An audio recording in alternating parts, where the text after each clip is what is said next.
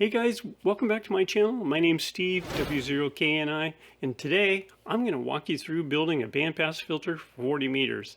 I'm going to take you through every single step from the beginning to the end, and I'm confident that when you're done watching this, you'll be able to build your own bandpass filter as well.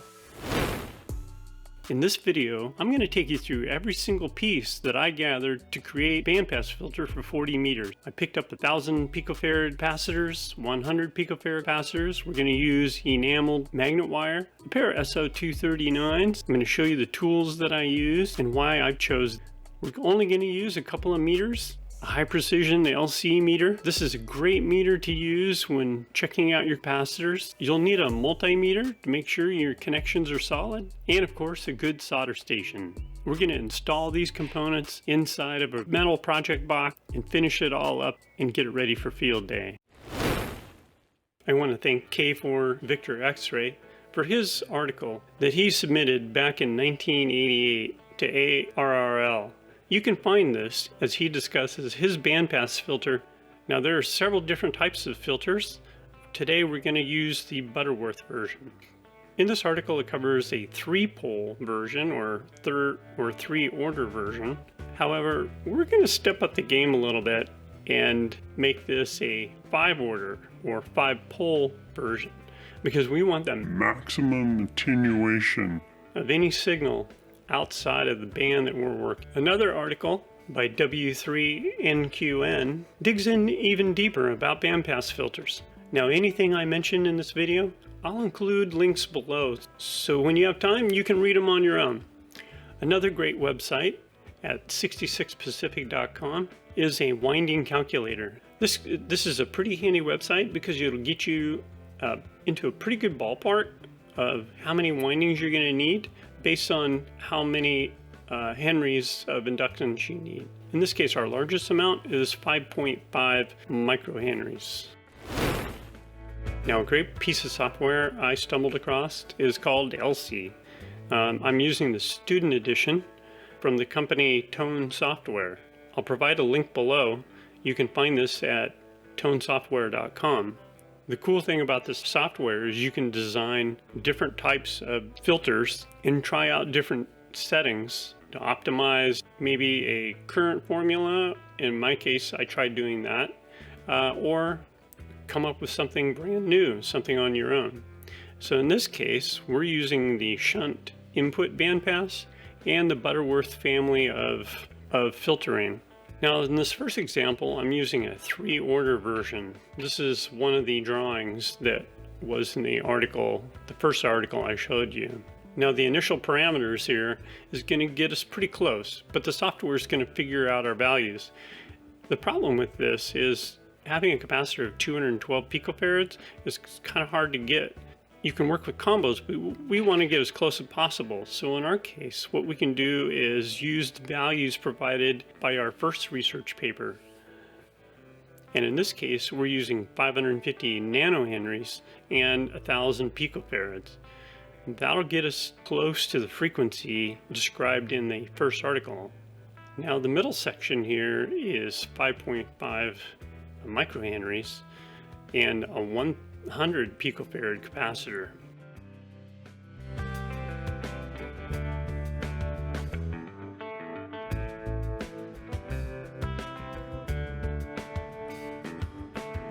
You'll notice that both ends are matching, kind of like bookends, so you're getting your fall off on both ends, where the middle one provides the least amount of attenuation for the particular frequency.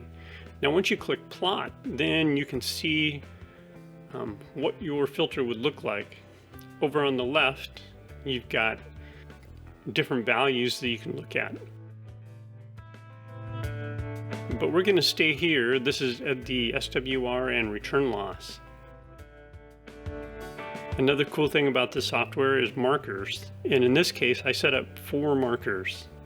One for the 80 meter, one for 40, and one for 20, with 2 in 40 meters. And you can see their values, what the SWR, and of course, this is, laboratory, not real world. So these are the components we're going to work with. We have our first circuit or LC network, which is the 550 nanohenry inductor and its capacitor, which is 1000 picofarad. Then we have the 100 picofarad with our 5.5 microhenry, and it's basically 2 3-poles that are cascaded.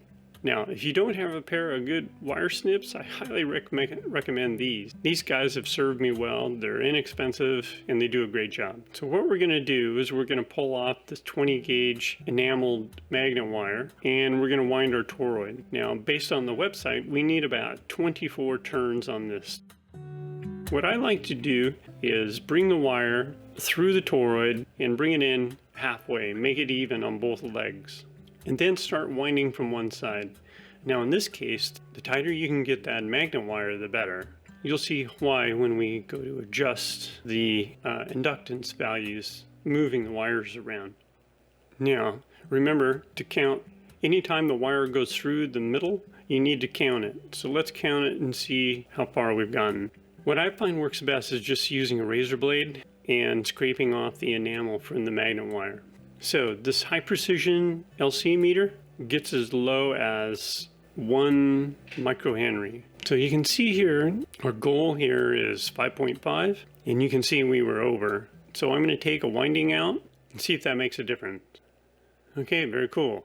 5.5, 5.6. That's good because we want to have something to work with. And watch how the inductance changes as I move our winding. So you want that. You want your winding to cover at least 3/4 of your toroid. This is a 550 nanohenry winding. Now this is an example from my 3-pole version. This is a 5.5 microhenry winding, but notice it's so full, I don't have much leeway if I have to adjust if I have to adjust that circuit. Now, if you were curious what a 3-pole would look like, I'll show you all the pieces you need. All you need are the ends with the 1000 picofarad capacitor, and then in this case a 5.1 microhenry inductor in the middle. So the inductors on the outside need to be a 0.55 or 550 nanohenries. So we need 2 of these. And you just want to kind of get it in the ballpark. And next, what I did here is I bought a bag of 10 capacitors. These are 100 picofarad. And the merchant selling on Amazon stated they had a tolerance of 5%. Unfortunately, you're going to have to go through every single one in the bag to try to get as close as you can to the value that you're looking for. Now here's a tip. High precision LC meter. Make sure you stop every now and then and zero it out. Now these things are about $45, but $45 is kind of like the Nano VNA. Every time you use it, you need to calibrate it.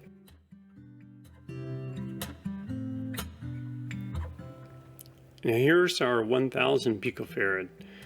Notice how it was 119 picofarads. We want to try to find one that is closest to 1000 as we can get. And there's 108. I'll take that one. Okay, so what I like to do here is just kind of set things up, kind of a dry run, so to speak. So I'm going to take my 2 5.5 microhenry inductors and lay those out, and they'll be matched with their 100 picofarad capacitors.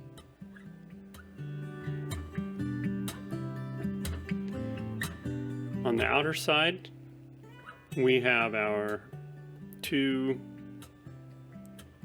550 nanohenry, and in the middle we have a 275 nanohenry inductor. The 2 outer capacitors are 1000 picofarads, and the 2 capacitors that are in parallel makes a total of 2000 picofarads. After I feel comfortable that I know how it's all going to come together, then I'll start soldering. Now some of you might be thinking, well, what about using a breadboard? Well, unfortunately what I found is the little traces below, they started to get magnetized and brought in their own inductance, and that was throwing off my values. And when I run it through the Nano VNA, it wasn't what I wanted. It wasn't what I was expecting. So I decided just to solder them up And you'll see here in a bit how that works out. What you're seeing now is a 3-pole bandpass filter, 440 meters. And this definitely works. However, the 5-pole would not work on a breadboard. Okay, so let's start soldering things up.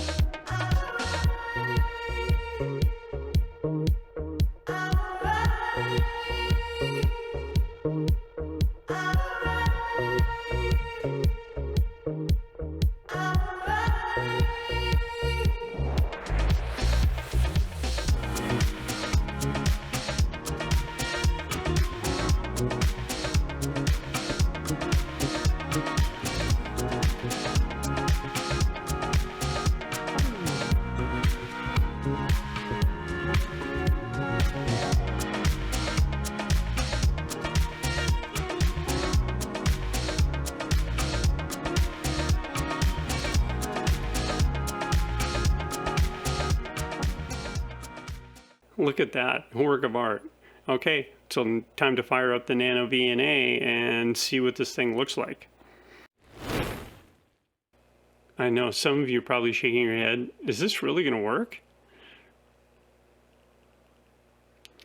Now I noticed you got to keep that Nano VNA away from this circuit because it picks up on the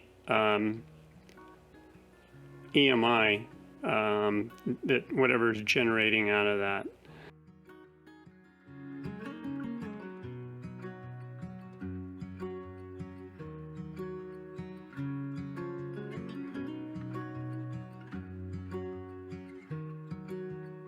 Okay. Wow, look at that fall off. That's what we wanted to see. Now we're going to tweak this a little bit. So if yours doesn't look like this when you set it up, don't worry. Just follow along and you'll see what we'll do here. Now I'm at 6490 and I want to try to get that SWR down as best I can. So this is where you start tweaking your inductors, working left to right.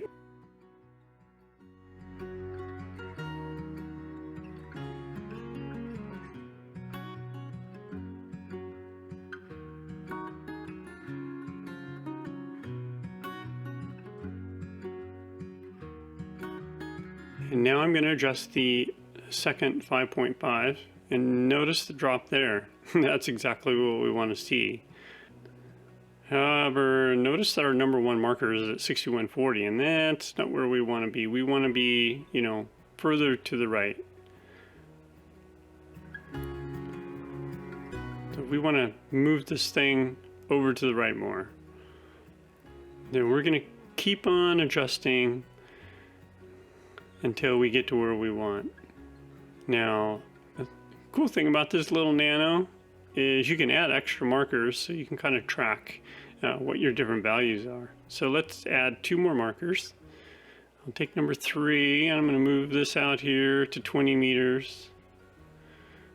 And look at that, I got it already like negative 40 attenuation there.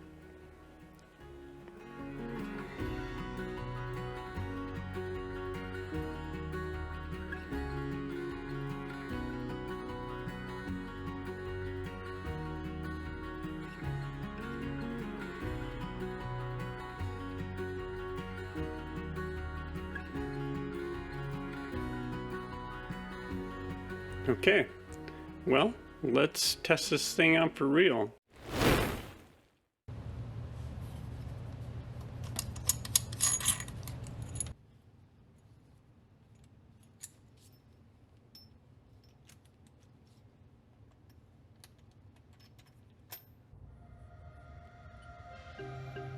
I want to confess right now that my 40 meter antenna is not very good at all. Okay, look at that. So we're a little off, a little too far forward. I want to try to get the best SWR on 7180 or close to it.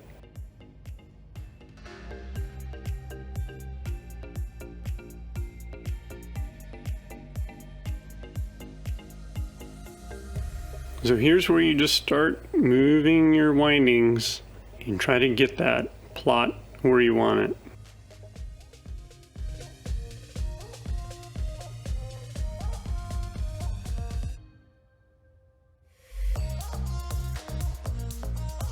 So I'm at 1.55 right now, not bad. If I get it under 1.5, that would be awesome.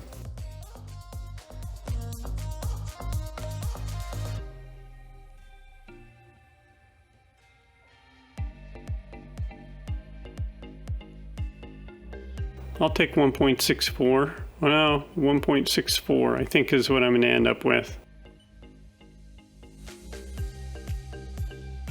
And the return loss on here is going to be very pathetic. Yeah, 12.5.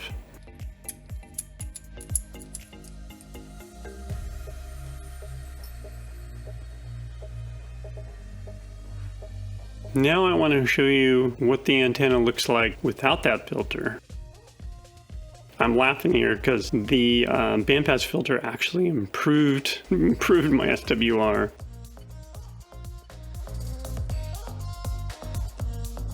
Yeah, look at that. This is awful. Thank goodness for tuners.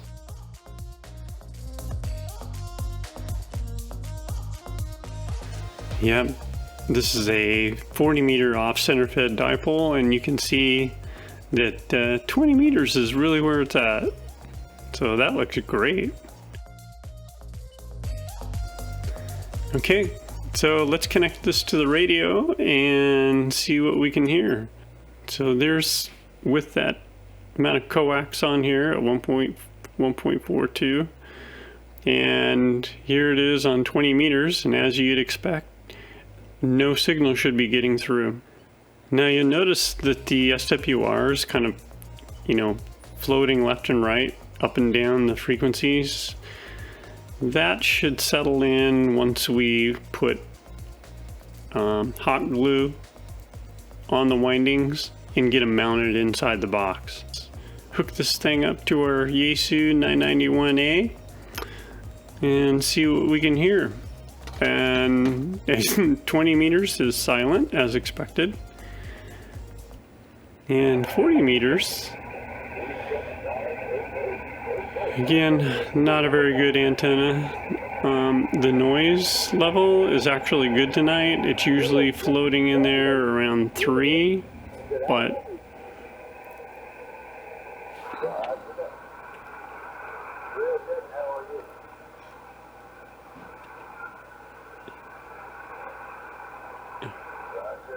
you can hear we are getting a signal, and we'll do more testing here in a sec.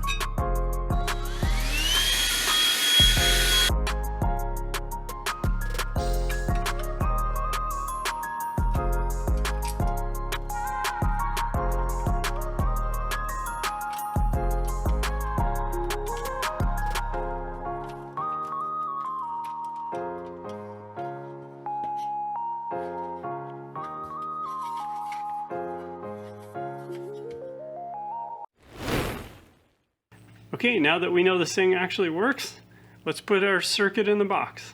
Using these 3M standoffs, we're going to put each one of these toroids in the box. And it's going to look something like this. Then we'll fit our capacitors. And then I'm going to hot glue everything in place.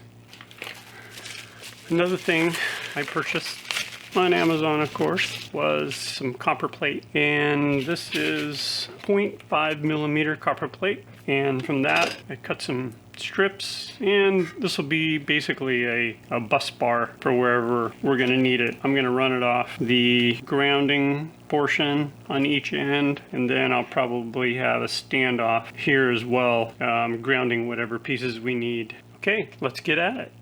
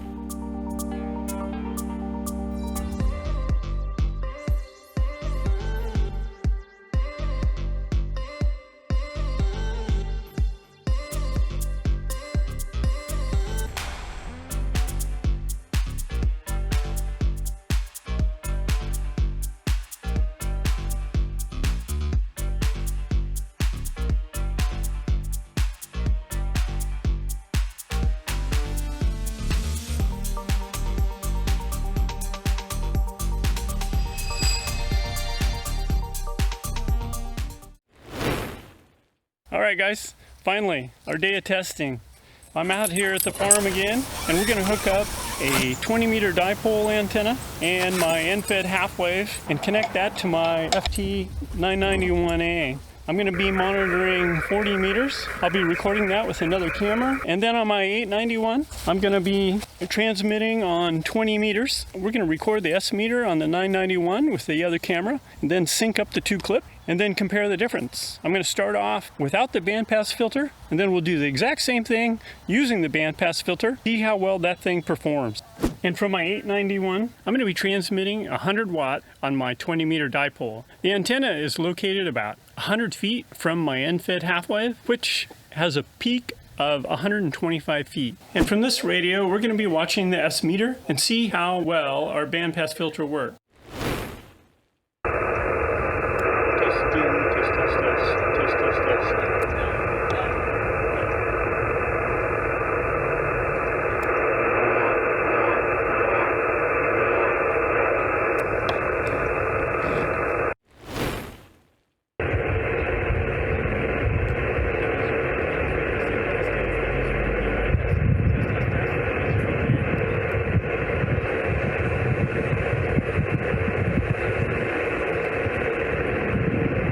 Say hi to Buttercup. Okay, we're back from a day of field testing, and I have to tell you, this guy I thought did a great job. As you heard from the recordings that I showed you, you could hear the modulation coming across from 20 meters on the 40 meter band. When I added the bandpass filter in line on the 991A, the modulation virtually disappeared. I'm happy with the result. There is some room for improvement. I felt the SWR was too high. Once I attached it, it was 3-to-1, and I'd like to see that below 2-to-1. So that's something I can work on in the future. Now I'm going to include a list of all the prices below in the description, so make sure you check that out. The most expensive part in this project was the box, which was $20. If you already have something that you could substitute, then it's going to be even cheaper. I would recommend an oversized box. It helped me making adjustments while wearing a glove. Now, if you're the type that shies away from DIY projects, then you might consider something like this. This is a 20-meter bandpass filter from Low Band Systems. This was $130 delivered. I bought it from DX Engineering. I have not used it for field day, although I have attached it to a radio, and it seemed to work very, very well. The components are really solid. They covered a lot of the circuitry, not all of it, but the majority of it, and I'm guessing it could probably survive a little bit of moisture, but not very much. Okay, so that wraps it up.